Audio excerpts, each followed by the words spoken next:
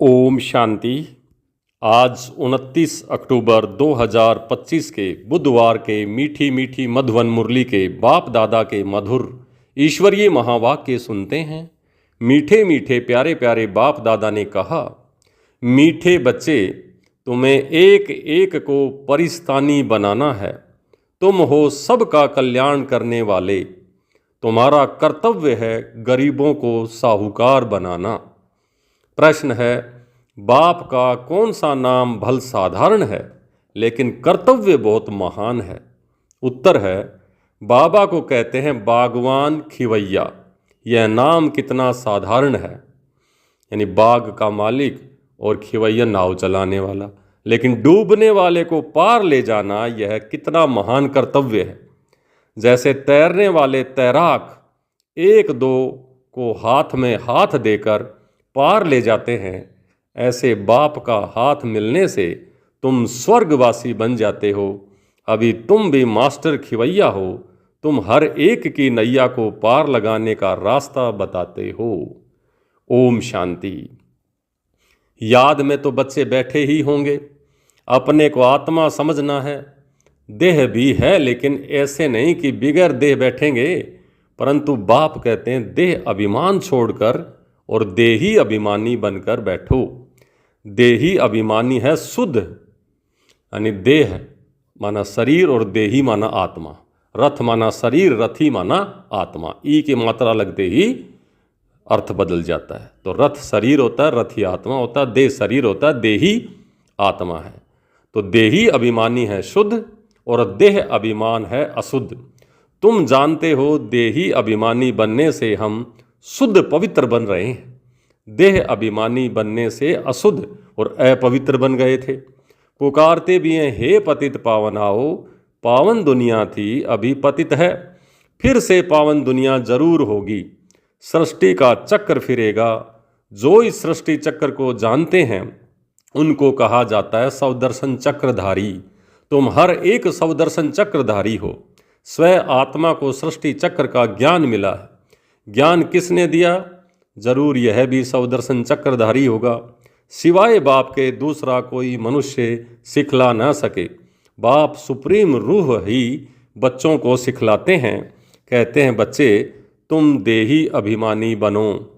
सतयुग में यह ज्ञान अथवा शिक्षा देने की दरकार नहीं रहेगी, न वहाँ भक्ति है। ज्ञान से वर्षा मिलता है। बाप श्रीमत देते हैं, ऐसे तुम श्रेष्ठ बनेंगे। तुम जानते हो हम कब्रिस्तानी थे, अब बाप श्रेष्ठ परिस्तानी बनाते हैं। यह पुरानी दुनिया कब्र दाखिल होनी है। मृत्युलोक को कब्रिस्तान ही कहेंगे ना। परिस्तान नई दुनिया को कहा जाता है। ड्रामा का राज बाप ही समझाते हैं। इस सारी सृष्टि को भंगोर कहा जाता है। बाबा ने समझाया है, सारी सृष्टि पर इस समय रावण का राज्य है। दशहरा भी मनाते हैं, कितने खुश होते हैं। बाप कहते हैं, सब बच्चों को दुख से छुड़ाने मुझे भी पुरानी रावण की दुनिया में आना पड़ता है।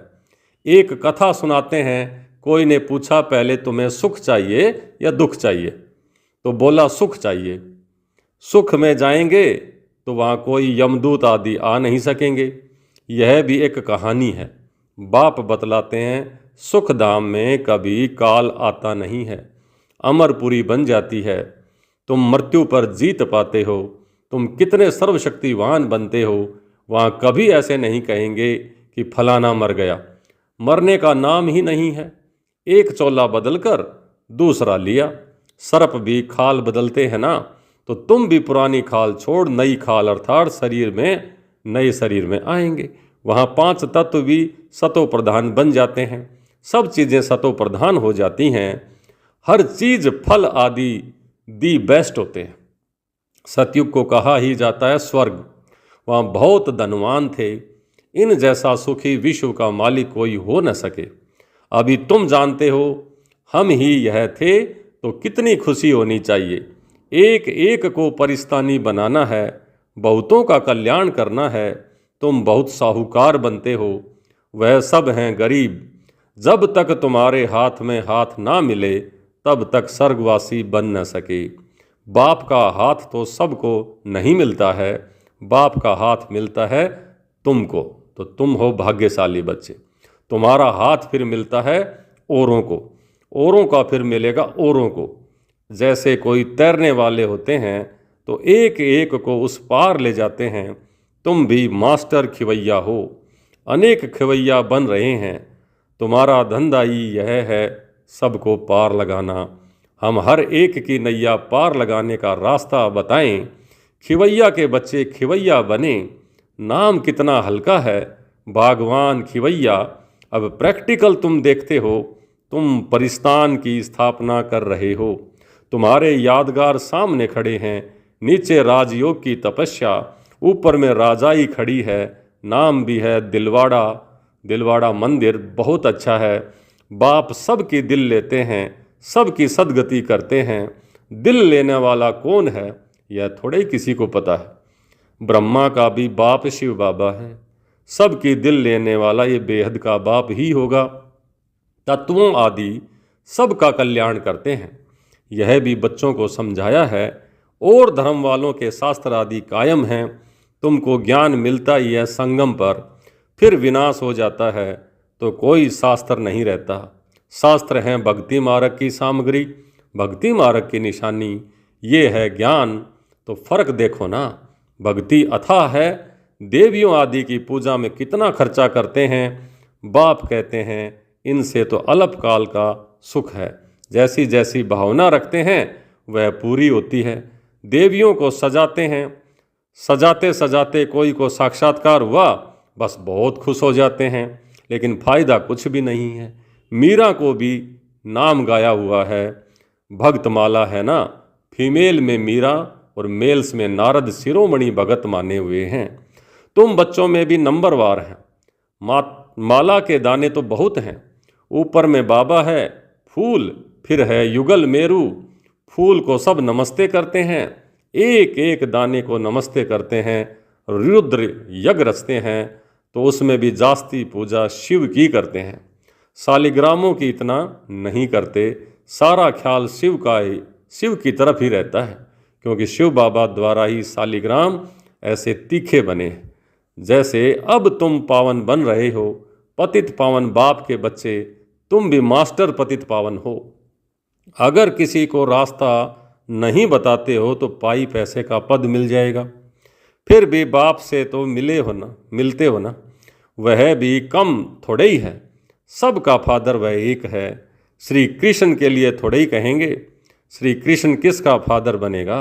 श्री कृष्ण को फादर नहीं कहेंगे, बच्चे को फादर थोड़े ही कह सकते हैं। फादर तब कहा जाता है जब युगल बने।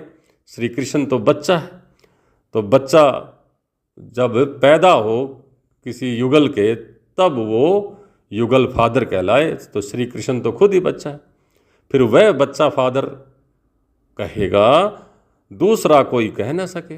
बाकी तो कोई भी बुजुर्ग को बापूजी ऐसे ही कह देते हैं। यह शिव बाबा तो सबका बाप है, गाते भी हैं ब्रदरहुड, भाईचारा है। ईश्वर को सर्वव्यापी कहने से फादरहुड हो जाता है, फिर पिताचारा हो जाता है। तुम बच्चों को बड़ी बड़ी सभाओं में समझाना पड़ेगा। हमेशा कहाँ भी भाषण पर जाओ तो जिस टॉपिक पर भाषण करना है उस पर विचार सागर मंथन करके लिखना चाहिए। बाप को तो विचार सागर मंथन करना नहीं है, कल पहले जो सुनाया था वह सुना करके जाएंगे। तुमको तो टॉपिक पर समझाना है तो पहले लिख करके फिर पढ़ना चाहिए। भाषण करने के बाद फिर स्मृति में आता है कि ये पॉइंट्स नहीं बताई, तो यह समझाते तो अच्छा था। ऐसे होता है ना, कोई ना कोई पॉइंट्स भूल जाती है। पहले पहले तो बोलना चाहिए, भाई बहनों आत्म अभिमानी होकर के बैठो, यह तो कभी भूलना नहीं चाहिए।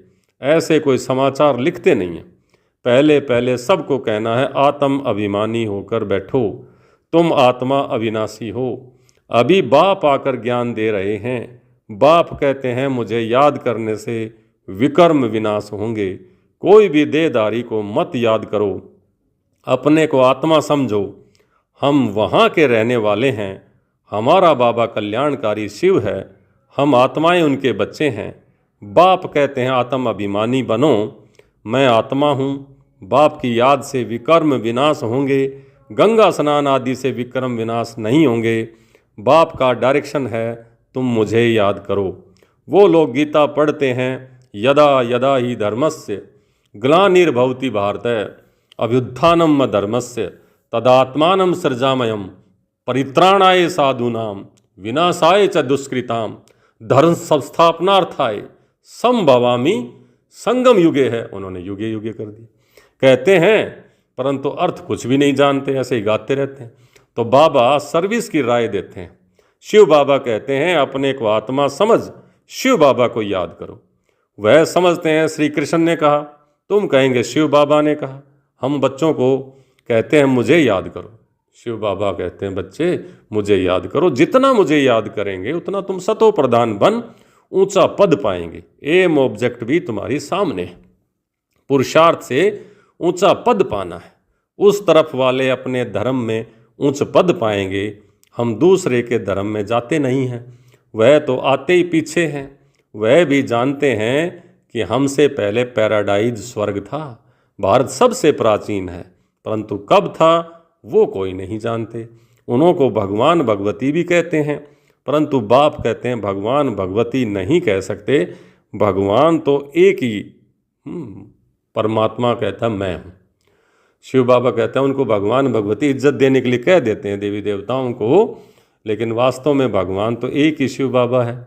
हम तो ब्राह्मण हैं, बाप को तो ब्राह्मण भी नहीं कहेंगे। वह है ऊंचे से ऊंच भगवान, उनके शरीर का नाम ही नहीं है। तुम्हारे सब शरीर के नाम पढ़ते हैं, आत्मा तो आत्मा ही है, वह भी परम आत्मा है। उस आत्मा का नाम शिव है। वो है निराकार, न सूक्ष्म न स्थूल शरीर।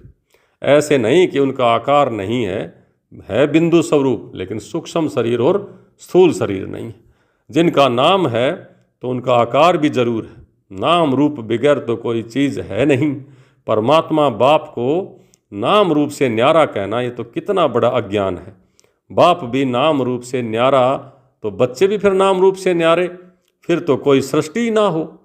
तुम अब अच्छी रीति समझा सकते हो, गुरु लोग पिछाड़ी में समझेंगे। अभी उन्हों की बादशाही है, तुम अभी डबल अहिंसक बनते हो। अहिंसा परमो देवी देवता धर्म डबल अहिंसक गाया हुआ है। किसी को हाथ लगाना, दुख देना, यह भी हिंसा हो गई। बाप रोज रोज समझाते हैं मनसा वाचा कर्मणा, किसी को भी दुख नहीं देना है।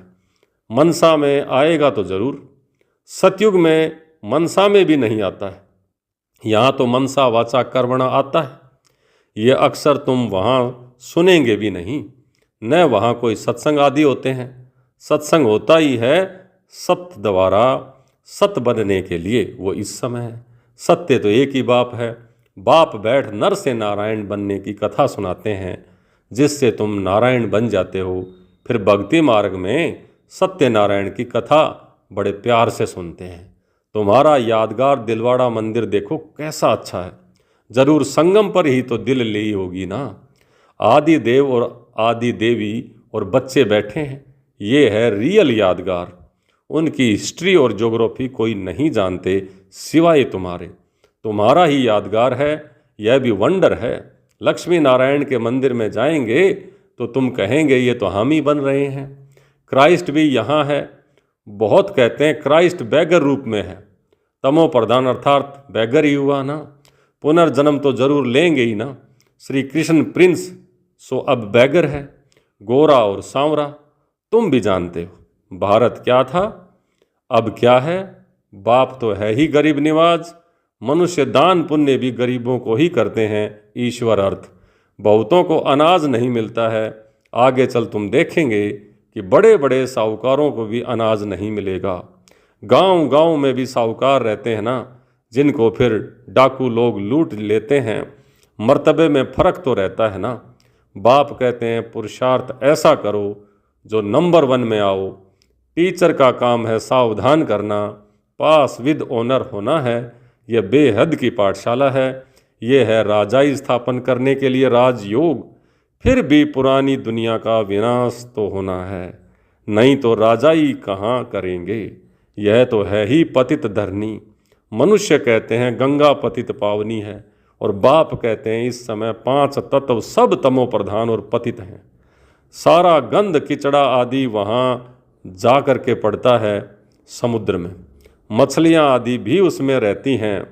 पानी को भी एक जैसे, पानी की भी जैसे एक दुनिया है। पानी में जीव कितने रहते हैं, बड़े बड़े सागर, सागर से भी कितना भोजन मिलता है। तो गांव हो गया ना उनका भी। गांव को फिर पतित पावन कैसे कहेंगे? बाप समझाते हैं, मीठे मीठे बच्चे, पतित पावन एक ही बाप है। तुम्हारी आत्मा और शरीर अभी पतित हो गए हैं, अब मुझे याद करो तो पावन बन जाएंगे। तुम विश्व के मालिक खूबसूरत बन जाते हो। वहाँ दूसरा कोई खंड नहीं होता। भारत का ही ऑलराउंडर पार्ट है। तुम सब ऑलराउंडर हो। नाटक में एक्टर नंबर वार आते जाते हैं, यह भी ऐसे ही है। बाबा कहते हैं तुम समझो हमको भगवान पढ़ाते हैं, हम पतित पावन गॉड फादरली स्टूडेंट हैं। इसमें सब आ गया, पतित पावन भी हो गया, गुरु टीचर भी हो गया, फादर भी हो गया, सो भी निराकार है। ये है incorporeal God fatherly world university. Incorporeal माना निराकार ईश्वरीय विश्वविद्यालय। तो कितना अच्छा नाम है। ईश्वर की कितनी महिमा करते हैं। जब बिंदी सुनते हैं तो वंडर लगता है। ईश्वर की महिमा इतनी करते और चीज़ क्या है बिंदी, उसमें पार्ट कितना भरा हुआ है। अब बाप कहते हैं दे होते हुए भी, गृहस्थ व्यवहार में रहते हुए माँ में कम याद करो। भक्ति मार्ग में जो नोदा भक्ति करते हैं उसको कहा जाता है सतो प्रधान नोदा भक्ति। कितनी तेज भक्ति होती है। अब फिर तेज रफ्तार चाहिए याद की। तेज याद करने वाले का ही उच्च नाम होगा, विजय माला का दाना बनेंगे। अच्छा, मीठे मीठे सिख लिधे बच्चों प्रति मात पिता बाप दादा का याद प्यार और गुड मॉर्निंग। रूहानी बाप की रूहानी बच्चों को नमस्ते। हम रूहानी बच्चों की रूहानी बाप दादा को याद प्यार, गुड मॉर्निंग और नमस्ते। नमस्ते मीठे बाबा, बहुत बहुत शुक्रिया आपका। धारणा के लिए मुख्य सार पहला, नर से नारायण बनने के लिए रोज सत्य बाप से सुनना है, सत्संग करना है, कभी मनसा वाचा कर्मणा किसी को भी दुख नहीं देना है। विजय माला का दाना बनने व पास विद ऑनर होने के लिए याद की रफ्तार तेज करनी है।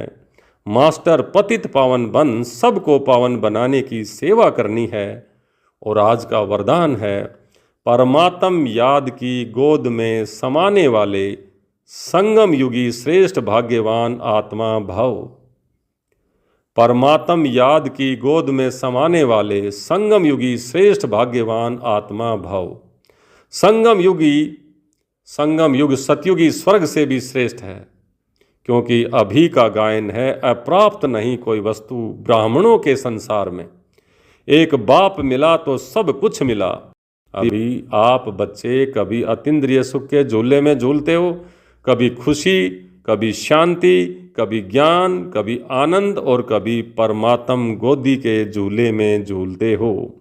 परमात्म गोदी है याद की लवलीन अवस्था। परमात्मा की गोदी है याद की लवलीन अवस्था। यह गोद सेकंड में अनेक जन्मों के दुख दर्द भुला देती है। तो इस श्रेष्ठ संस्कार को, इस गोद के श्रेष्ठ परमात्म श्रेष्ठ झूले को, इस श्रेष्ठ संस्कार को सदा स्मृति में रख भाग्यवान आत्मा बनो। आज का स्लोगन, ऐसा सपूत बनो जो बाबा आपके गीत गाए और आप बाबा के गीत गाओ। ऐसा सपूत बनो जो बाबा आपके गीत गाए और आप बाबा के गीत गाओ। अव्यक्त इशारे, स्वयं और सर्व के प्रति मनसा द्वारा योग की शक्तियों का प्रयोग करो।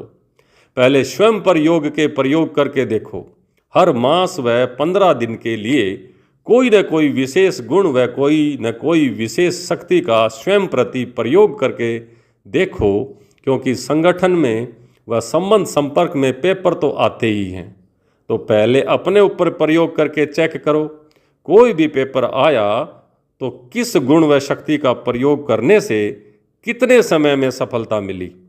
जब स्वयं के प्रति सफल होंगे तब औरों के प्रति भी प्रयोग करने का उमंग उत्साह स्वतः ही बढ़ता जाएगा। अच्छा, ओम शांति।